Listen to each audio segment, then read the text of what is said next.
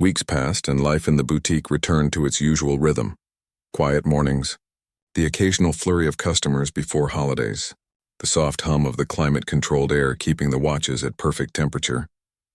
But something had shifted, not in the layout or the inventory, but in the way the associate moved through his days.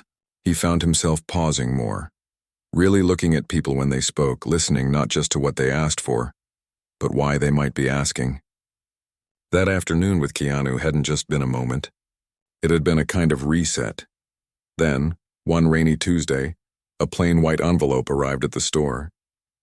No return address, no logo, just his name written in neat, familiar handwriting. He recognized it right away. His hands trembled slightly as he opened it. Inside was a handwritten note, simple and warm. "Thank you again for your kindness that day. You reminded me that goodness still moves quietly in the world. I've made the donation in Kim's name to the Children's Grief Center we talked about. They do beautiful work. Keep honoring the stories behind the things. K." Tucked behind the note was a printed confirmation of a generous donation, enough to fund counseling sessions for dozens of kids who'd lost someone they loved.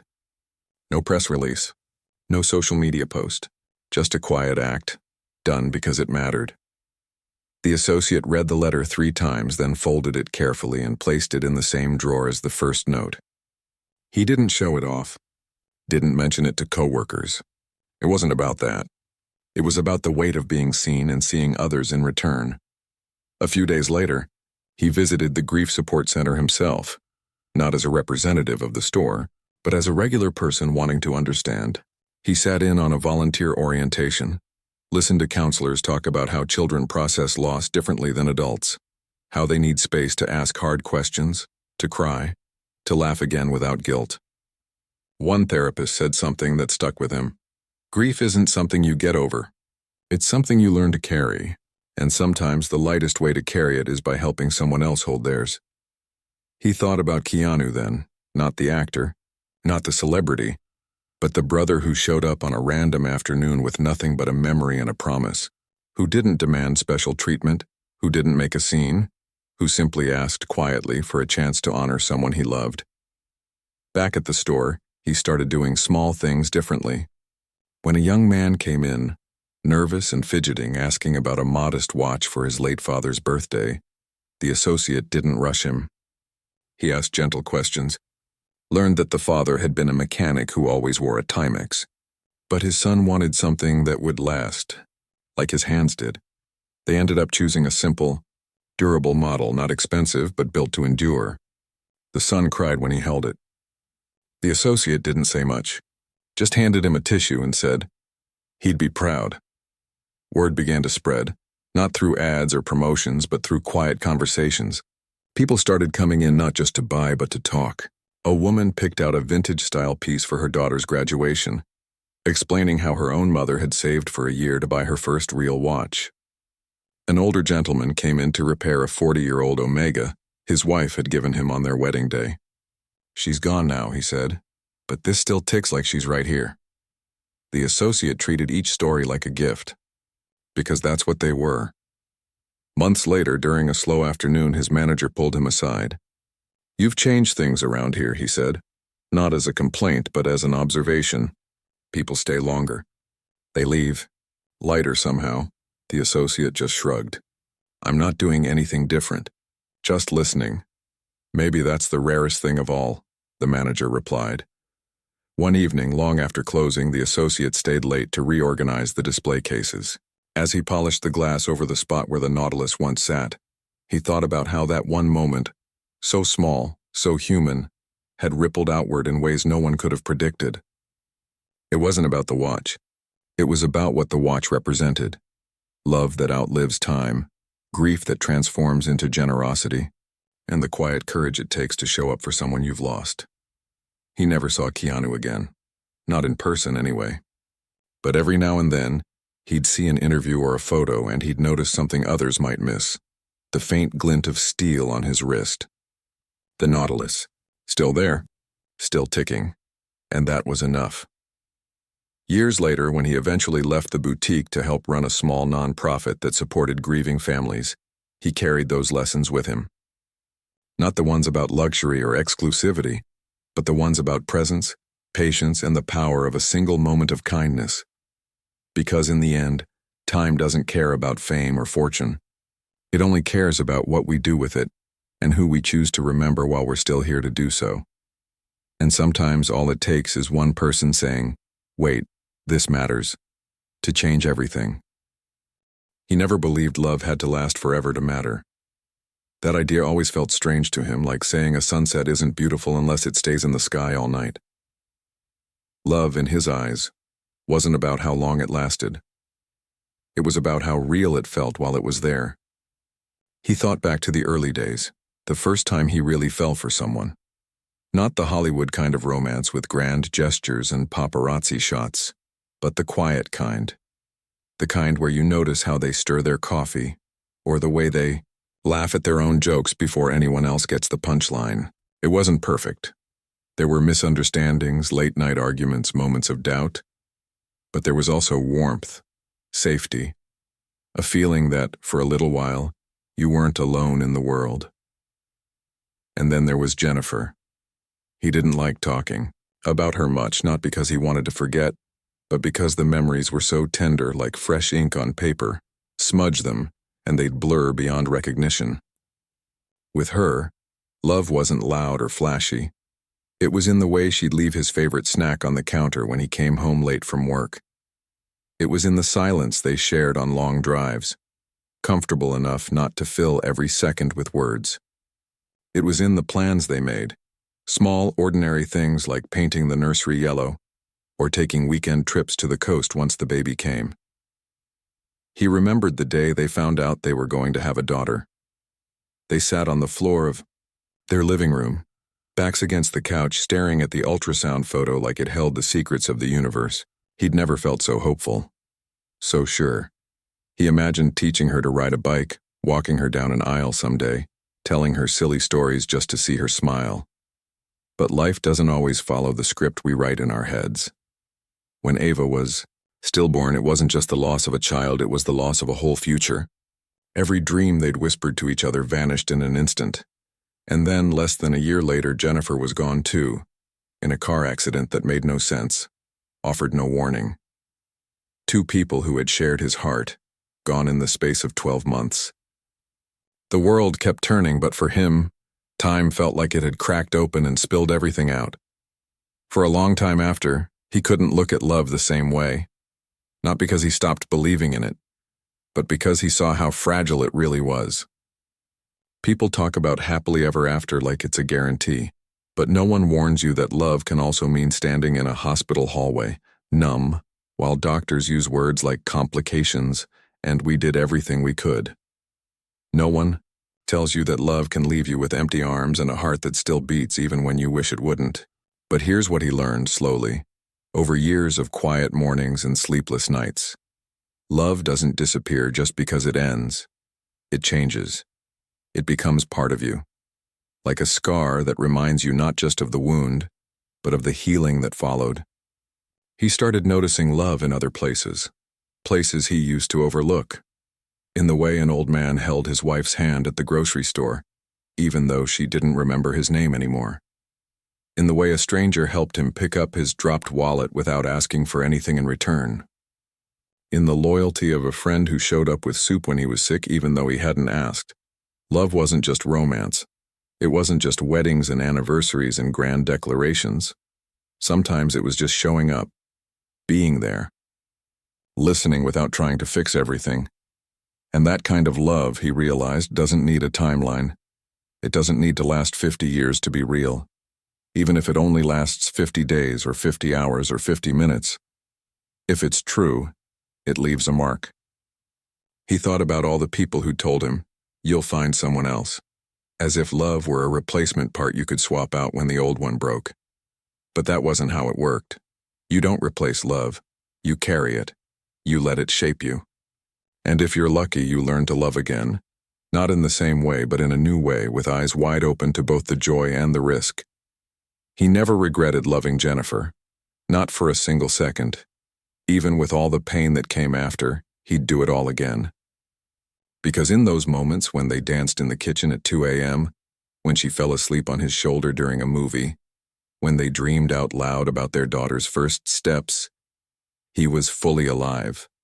And isn't that what love is supposed to do? Make you feel more human, not less? Society tells us that if a love story doesn't end with forever, it's a failure, but he knew better. Some of the most powerful love stories are the ones that don't get a happy ending, because they teach us the most about courage, about presence, about how to hold something precious even when you know it might not last.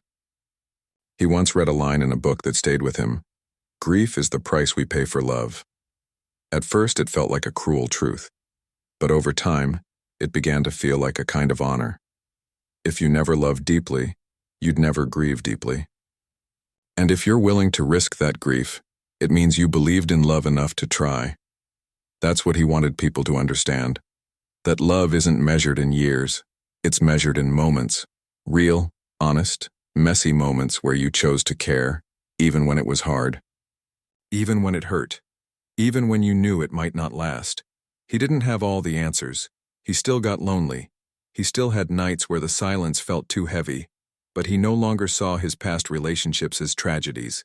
He saw them as chapters, beautiful, painful, necessary chapters, that taught him how to love more fully, more gently, more bravely. And maybe that's the real secret.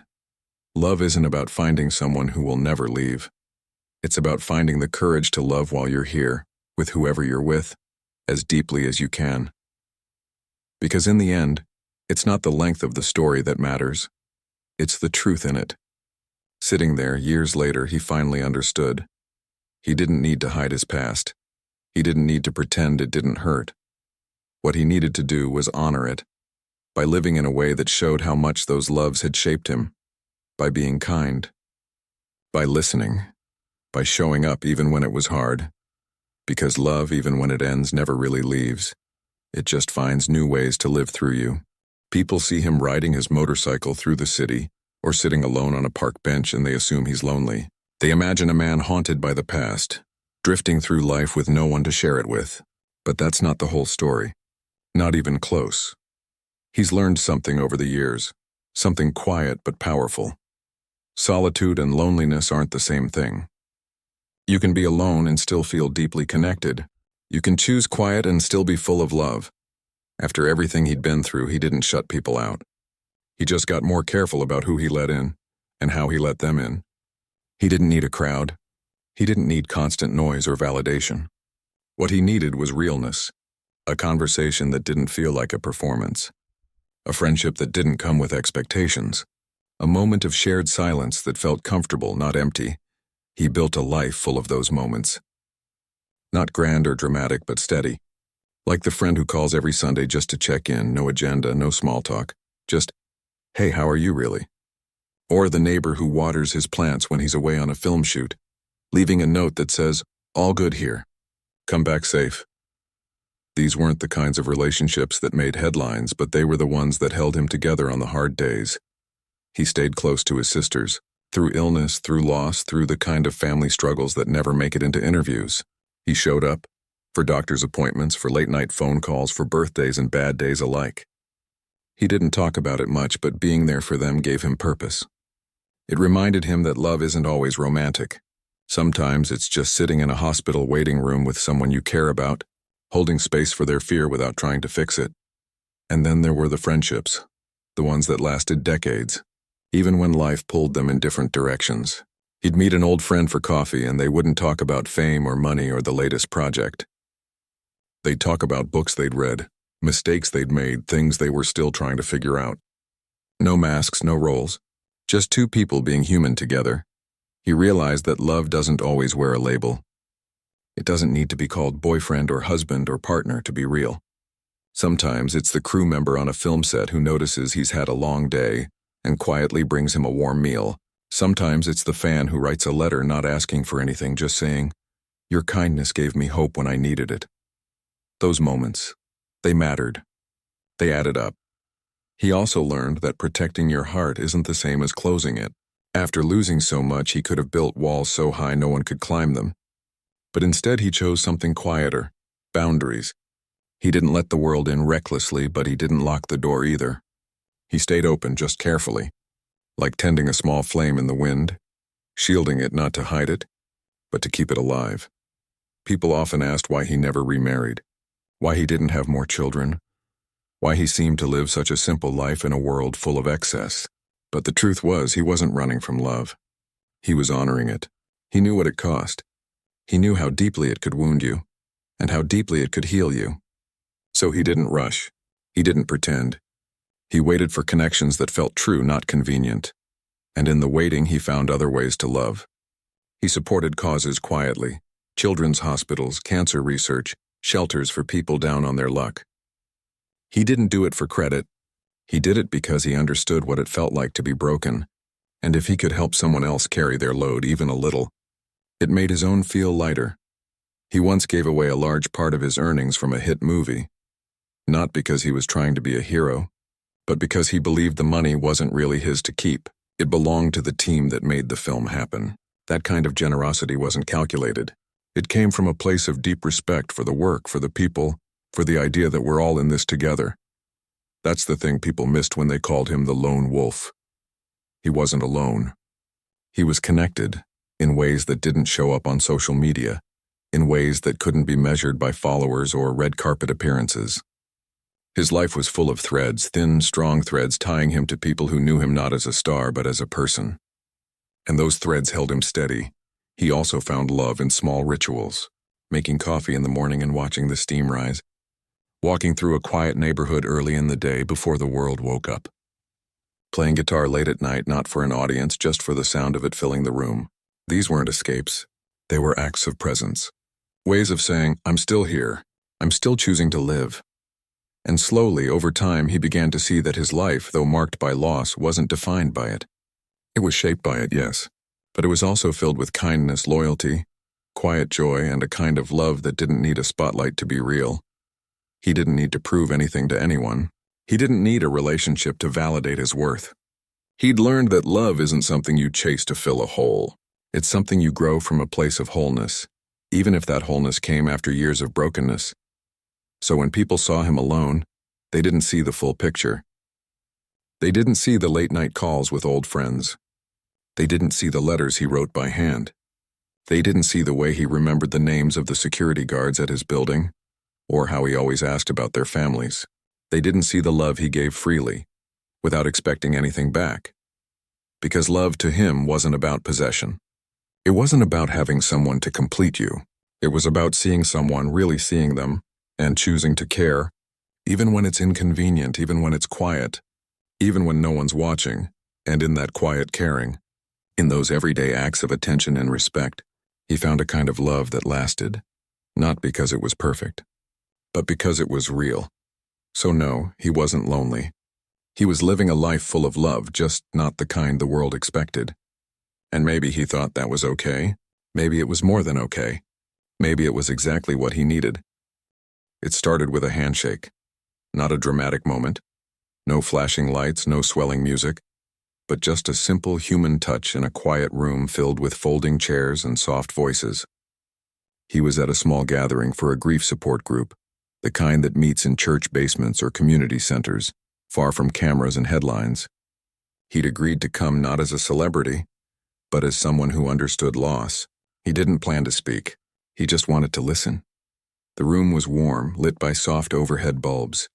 People sat in circles, some holding cups of coffee, others clutching tissues.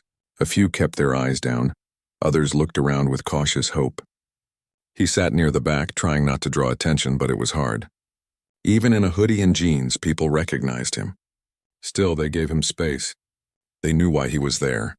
Then, during a break, a young man approached. He looked barely out of his 20s, with tired eyes and hands that wouldn't stop fidgeting. He didn't ask for a photo or an autograph. He just stood there for a second like he was gathering courage and then said quietly, I lost my fiancée last year. Car accident. I don't know how to move forward without feeling like I'm forgetting her. Like if I start living again, it means I didn't love her enough.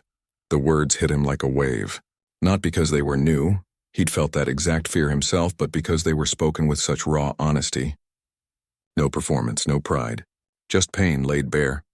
He looked at the young man and saw himself 20 years ago, standing in the rain after a funeral, wondering if joy was a betrayal, wondering if loving again meant erasing the past.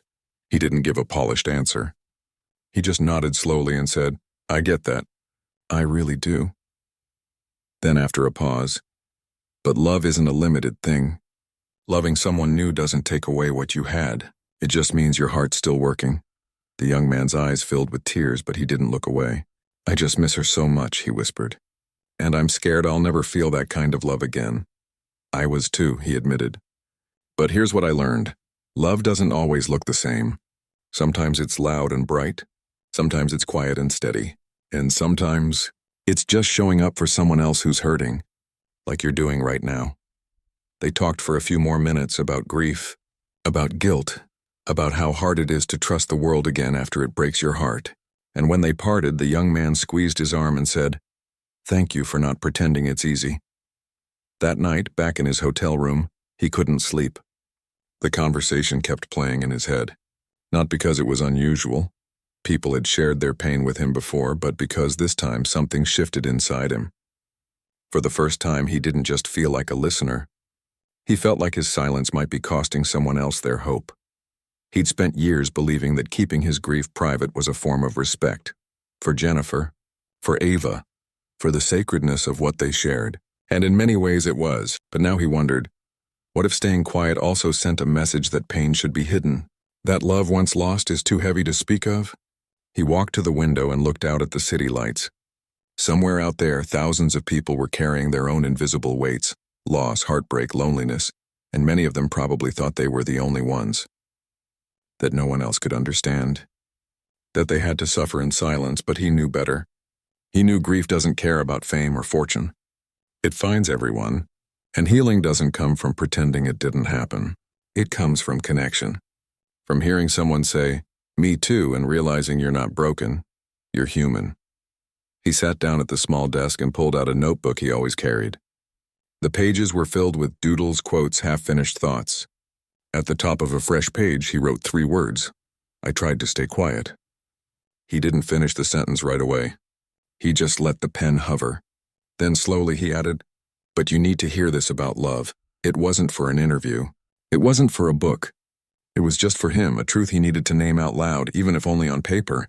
Because love, real love, isn't about perfection. It's about showing up even when you're scared. It's about letting yourself care, even when you know it might end in pain. And it's about honoring the people you've lost, not by freezing your heart, but by keeping it open, so their love can live on through how you treat the world." He thought about all the times he'd been asked, "Why don't you talk about your past?" And he'd always said, "Some things are private, but maybe privacy shouldn't become isolation. Maybe there's a way to share your truth without turning it into a spectacle, to speak from the heart without selling your pain." The next morning, he called the organizer of the event. "I'd like to come back," he said. "And this time, I'd like to say a few words." He didn't plan a speech. He didn't rehearse. He just knew he wanted to be honest. Not as a movie star, but as a person who'd loved deeply, lost terribly, and somehow kept going. Not because he was strong, but because love kept pulling him forward, even in the dark. That evening, standing in front of the small group, he didn't talk about fame or success. He talked about fear, about how hard it is to trust again after your heart's been shattered, about how grief doesn't go away, it just changes shape, and about how love, even when it ends, leaves behind something beautiful, the courage to keep caring. When he finished, there wasn't applause. Just quiet nods, a few tears, and a sense of shared understanding that filled the room like warm light. Driving back to his hotel later, he felt something he hadn't in a long time. Not relief exactly, but peace. Because he finally understood. Speaking up wasn't about exposing his wounds. It was about offering a hand to someone else who was bleeding, and maybe, just maybe, that was the most loving thing he could do. The room was quiet. Just the soft hum of the recording equipment and the occasional rustle of someone shifting in their seat. He wasn't on a stage. There were no bright lights or cheering crowds. Just a small studio, a couple of chairs, and a journalist who'd ask thoughtful questions. Not about box office numbers or gossip, but about life, loss, and what it means to keep going when the world feels heavy. He took a slow breath. He didn't have a script. He didn't need one. What he had was truth, and after all these years, He was finally ready to share it, not for attention, but because he'd come to believe that silence, when it comes to love and grief, can sometimes feel like abandonment to those still searching for hope.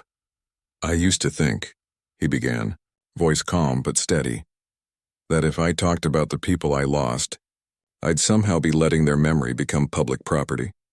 Like their pain, our love, it wasn't meant for strangers. And in a way, that's still true. Some moments are just for you and the person you shared them with." He paused, looking down at his hands for a second before meeting the interviewer's eyes again. "But then I realized something. When you stay quiet about love, especially the kind that ends in loss, you might accidentally tell someone else that their pain isn't welcome in the world. That they should hide it. And that's not right." He leaned forward slightly, not for effect, but because the words mattered. "Love isn't about guarantees," he said. "It's not a contract that says if you do this, you'll get forever. It's a choice. A daily choice to show up, to care, to be present, even when you know it might hurt. And if you've loved someone who's gone, that love didn't vanish. It became part of your bones. It changed how you see the world." He spoke slowly, like he was choosing each word with care. Not because he was rehearsing, but because he wanted to get it right. For the people listening who might be sitting alone in their own grief, wondering if they're broken for still feeling it. "I've been asked a lot why I never remarried or why I live so simply," he continued. "People assume it's because I'm stuck in the past. But it's not that. It's that I learned love isn't about filling a space. It's about honoring what's already there and being open to new ways it can show up." He smiled faintly, not a performative smile, but the kind that comes when you've made peace with something hard. "Love isn't just romance," he said. "It's listening when someone's voice shakes. It's remembering how someone takes their coffee. It's showing up for a friend at 3 a.m. just to sit with them in the dark. It's giving a stranger a moment of kindness because you know how much it can mean." He didn't offer easy answers. He didn't say time heals all wounds or everything happens for a reason. Those phrases never sat right with him. Grief isn't something you get over. It's something you learn to carry. And love, real love, doesn't disappear when someone dies. It transforms. "I still miss them," he admitted, voice softer now, "every day. But missing someone doesn't mean you're stuck. It means you love deeply. And that's not a weakness, it's a kind of strength." After the interview ended, he walked outside into the late afternoon sun. The city buzzed around him, cars, chatter, the smell of street food, but he felt calm. Not lighter exactly, but connected. Like he'd finally done something he'd been meant to do for a long time. Over the next few weeks, letters started arriving again. Not hundreds, but enough. Handwritten notes, emails, even a few voice messages left on a fan site. People said things like, "Thank you for saying it's okay to still love someone who's gone," or, "I thought I was the only one who felt this way." One person wrote, "Your words made me call my mom today. I hadn't spoken to her in years. We cried together. Thank you." That's what he'd hoped for. Not fame, not praise, but connection. The kind that reminds us we're not alone. He didn't become someone who talked about his past all the time. He still valued privacy, still believed some things should stay sacred. But he no longer saw silence as the only way to honor love. Sometimes speaking up gently, honestly, was its own act of love. Back home, he spent an evening going through old boxes, not looking for anything in particular, just letting memories come as they would. He found a tiny yellow sock, Ava's. He held it for a long time, not crying, just remembering. Then he placed it back carefully, not with sadness, but with gratitude. For the love they had, however brief, for the lessons it taught him, for the way it shaped the man he became. Later, he called a friend just to hear their voice. They talked about nothing important, a movie they both liked, the weird weather, a dog they'd seen on a walk.